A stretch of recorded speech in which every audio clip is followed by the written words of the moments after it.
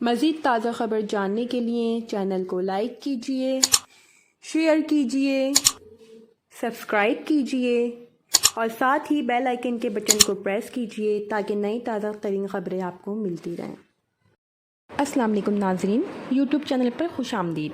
नाज़रीन, जब से पाकिस्तान में सैलाब आया है लोग बहुत सारे सवाल पूछ रहे हैं, हमारे दिमाग में भी बहुत सारे सवाल जन्म ले रहे हैं कि दुनिया ने कैसे इन चीज़ों से छुटकारा हासिल किया और पाकिस्तान किन गुनाहों की सज़ा भुगत रहा है और बार बार भुगत रहा है। इस सारी सूरत हाल का जायज़ा लेने के बाद हमने बहुत सारी रिसर्च की है। ये व्लॉग आप सुनेंगे तो आपको ऐसी चीज़ें पता चलेंगी कि आप हैरत की एक दुनिया में चले जाएंगे। आपको आइडिया होगा कि दुनिया कहाँ से कहाँ पहुँच गई और हम अभी तक गम गुस्से की लहर में, यानी हम अभी तक एक दूसरे पर गुस्सा करने के अलावा कुछ नहीं कर पाए। इस मुल्क में इसकी ज़रा तफसीलात मैं आपको सामने रखती हूँ। दरियाए सिंध को ज़रा आप समझें, ये दुनिया की एक तारीख़ी और बड़े तरीन दरियाओं में से एक है। बड़ा शानदार दरिया है। पाकिस्तान का जो ये एक इलाका है, क्योंकि यह पाकिस्तान बन गया है, इससे पहले मुत्तहदा हिंदुस्तान का एक एरिया था 1920 में। इसके आसपास पानी को डेटा कलेक्शन का काम अंग्रेज़ ने बनाया था, यानी कि 1910 के बाद 1920 के इन इलाक़ों में शुरू हो गया। लेकिन बेशतर जो पाकिस्तान के इलाके हैं, यहाँ जो पानी की पैमाइश का इंतज़ाम था, ये अंग्रेज़ ने 1920 की दिहाई में इस दौर में किया था कि दरियाए सिंध की एक बहुत पुरानी कहावत है, वो मैं आपको सुना देती हूँ कि जब भी गंदम की उगाई का सीज़न आता है, इस दौर में 3-4 फसलें होती हैं। तो दरियाए सिंध ये कहता है कि अपने पेट में बसने वालों से कि इस मौसम में मेरे पेट में आओ, बीज डालो, हल चलाओ और फिर फसल काटो और मेरा पेट खाली छोड़ दो। क्योंकि आप फसल काटेंगे और पेट खाली छोड़ देंगे तो दरियाए सिंध का रास्ता खुल जाएगा और वो अपने रास्ते से पूरे भाव के साथ समंदर में जाएगा। ये सदियों पुरानी कहावत है। दरियाए सिंध अलाउ नहीं करता कि आप बरसात के सीज़न में, सैलाब के सीज़न में, ये जब पानी का बहाव तेज़ होता है, आप वहाँ रहें। लेकिन बदकिस्मती से हमने इस दरिया के पेट में आबादियाँ बनाई, देहात बनाए, हत्ता के शहर तक आबाद कर दिए, छोटे और तंग पुल बना दिए, अजीबो गरीब बंद जो है हमने यहाँ पर बांध दिए हैं और रुकावटें खड़ी कर दी। अब वो दरिया हर मरतबा आता है, हर चीज़ को तबाह बर्बाद कर देता है जब भी वो ताकत के साथ आता है, और कई दहाइयों से यही चला होता आ रहा है। और जैसे जैसे आबादी बढ़ रही है, ये चीज़ ज़्यादा तेज़ी से होती जा रही है। मैं आपको एक मिसाल देती हूँ। मिस्र में एक दरिया बहता है और ये कई मुल्कों से निकल के चलता है। इसका नाम है दरियाए नील। ये भी दुनिया का एक तारीख़ी दरिया है। बहुत सारे अंबिया कराम के किस्सों में इस दरिया का जिक्र है और मदनी किताबों में भी इसका हवाला मौजूद है। इसमें ज़बरदस्त तबाही होती थी, बहुत खौफनाक तुग़यानी और बहुत खौफनाक सैलाब आते थे। इस दरिया के अंदर असवन हाई डैम, एक डैम बनाया था मिस्र की हुकूमत ने 50 और 60 की दहाई में।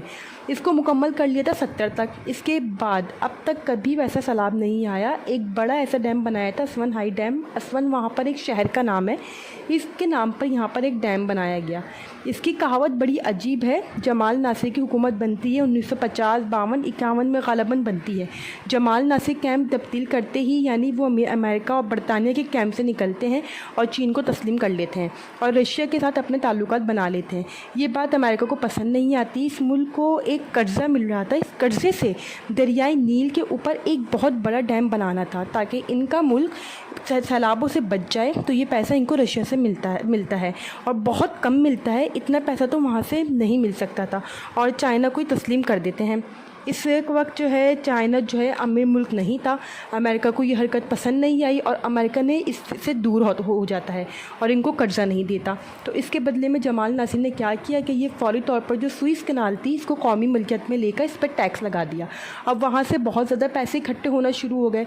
वो जो पैसे सुइस कनाल से आते थे, सुइस कनाल जो है ये दो बहुत बड़े एरियाज़ को मिलाती है। दुनिया की तिजारत का ये एक बहुत बड़ा ज़रिया है और बहरी जहाज़ भी यहाँ से गुजरते हैं। तो यहाँ से टैक्स लेकर इन्होंने बहुत पैसा इकट्ठा किया और फिर डैम बनाना शुरू कर दिया। अमेरिका इस डैम को रोकना चाहता था। इन्होंने फिर इसराइल से कहा कि आप इस डैम पर अटैक कर दें। इसराइल ने हमला कर दिया और तारीख़ में इसको सुइस क्राइसिस के नाम से जाना जाता है। लेकिन इसके बावजूद 1970 तक मिस्रियों ने बड़ी मेहनत की और ये डैम बना दिया। अब अगर आप कभी जाएँ मिस्र में इसी दरियाए नील के किनारे बड़े खूबसूरत रेस्टोरेंट और बड़े ही खूबसूरत होटल और बहुत ही खूबसूरत चीज़ें बनी हुई हैं। तो एक सहाफ़ी गए, इन्होंने वहाँ के मालकिन से पूछा कि आपने इस दरिया के किनारे इतने खूबसूरत होटल रेस्टोरेंट बनाए हैं, अगर यहाँ पर तुग़यानी आ जाए तो इस पर उन्होंने कहा अब नहीं आती। इस पर इन्होंने कहा कि अब नहीं आती। इस पर इन्होंने हज़रत यूसुफ़ अलैहिस्सलाम का किस्सा सुनाया कि यूसुफ़ अलैहिस्सलाम ने एक ख्वाब की ताबीर बताई थी कि जो एक बादशाह ने देखा था, 7 गायें हैं जो हैं वो तंदुरुस्त हैं और 7 गायें लाग़िर हैं। तो यूसुफ़ अलैहिस्सलाम ने बताया कि 7 साल आपकी खुशहाली के हैं और 7 साल बाद में कहत है। तो इन्होंने इसी चीज़ को जहन में रखते हुए हमने ये असवन डैम बना दिया। असवन डैम जो पानी को इकट्ठा होता है, इसकी कैपेसिटी 987 दिन तक की है। 987 दिन तक अगर पानी जमा कर लें और बारिश ना हो तो ये डैम इस दरिया को 987 दिन तक चलाता रहता है। इसके बाद वहाँ पर कभी इस तरह के सैलाब नहीं आते। तो दुनिया में डैम्स की इतनी इंपॉर्टेंस है। पाकिस्तान ने टरबेला डैम बनाया, पाकिस्तान ने अपने सबसे बड़ा डैम बनाया था। इसमें लगभग 11 एकड़ फीट ज़्यादा पानी स्टोर करने की गुंजाइश थी और अब इसकी गुंजाइश 35-40% लगभग कम हो गई है। इसमें मट्टी पत्थर गिर गिर के ये ऊपर आता जा रहा है और इसमें पानी जमा करने की कैपेसिटी कम होती जा रही है। ये टरबेला डैम पाकिस्तान ने बनाया तो पाकिस्तान ने बहुत कुछ कंट्रोल कर दिया था। हुआ ये कि जब भी दरिया काबुल में ज़्यादा पानी आता है तो अटक के मुकाम पर आकर सिंध में गिरता है। तो पाकिस्तान जो है दरिया तरबेला का फ़्लो कम कर देता है और तरबेला पर प्रेशर डाल देता है और वो पानी का फ़्लो कम कर देता है। मिसाल के तौर पर दरियाए काबिल से 4 लाख क्यूबिक आ रहा है और ऊपर दरियाए सिंध में भी 3 लाख क्यूबिक आ रहा है, तो ये 7 लाख क्यूबिक बन जाता है। अगर ऊपर दरियाए सिंध का पानी तरबेला के अंदर कम करके इसको 1 लाख क्यूबिक कर दिया जाए तो 5 लाख क्यूबिक का रेला जाएगा और इस तरह कंट्रोल किया जाता है। अब दरियाए काबिल के अंदर भी छोटे मोटे डैम बनाने की कोशिश की जा रही है कि वहाँ पर भी पानी को स्टोर किया जाए। अब जहाँ पर ये दोनों दरिया इकट्ठे होते हैं वहाँ पर बहुत बड़ा फ़्लो पानी का बनता है जो नीचे पंजाब और सिंध की तरफ जाता है। आगे खैराबाद बैराज आता है, इसके नीचे काला बाग बैराज आता है। ये जो काला बाग है ये बना बनाया डैम है, इसमें बहुत ज़्यादा पैसे नहीं लगेंगे, लेकिन पाकिस्तान अगर ये डैम बना लेता है तो पाकिस्तान का एक बहुत बड़ा वाटर स्टोरेज बन जाएगा जिसमें कैपेसिटी 6 मिलियन एकड़ फीट पानी इकट्ठा करने की है। पाकिस्तान जो है अभी टोटल पानी इकट्ठा कर सकता है वो लगभग 13-13.5 मिलियन एकड़ फीट इकट्ठा कर सकता है। ये कैपेसिटी पाकिस्तान 20 मिलियन एकड़ फीट तक ले जा सकता है। अगर पाकिस्तान अपना काला बाग डैम बना लेता है तो काला बाग डैम अगर बन जाता है तो तरबेला और काला बाग दोनों मिलकर पानी को इस तरह कंट्रोल कर सकते हैं जैसे नलके से पानी को कंट्रोल किया जाता है। तो इससे होगा क्या? इससे होगा ये कि सिंध के अंदर और पंजाब के अंदर के अज़ला के अंदर जो हर दफ़ा सैलाब आ जाता है इसको पाकिस्तान हमेशा के लिए कंट्रोल कर सकता है काला बाग डैम बनाकर। तरबेला ने पानी रोक लिया, इसके बाद नीचे पानी काला बाग ने रोक लिया और इजाफी पानी को इस तरह से छोड़ा कि सैलाब से बचत हो गई। लेकिन काला बाग डैम बनने नहीं दिया जाता बदकिस्मती से। अब डैम्स इंपॉर्टेंस क्या है वो ज़रा आप देखें। पाकिस्तान ने इंडिया को 3 दरियाएँ दिए थे 1960 में, रावी, सतलुज और बेयास। ये जो 3 दरिया दिए थे ये इन 3 दरियाओं में भारत ने बड़े और छोटे बेशुमार डैम्स बनाए।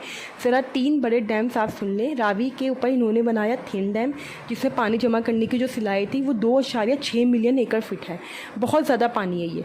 फिर बेयास के ऊपर पोंग डैम, इसकी पानी जमा करने की सिलाई 6.9 मिलियन एकड़ फीट है, लगभग 7 एकड़ फीट के करीब ये पानी जमा करता है। यानी इतना पानी जमा करता है जितना आपका मंगला जमा करता है।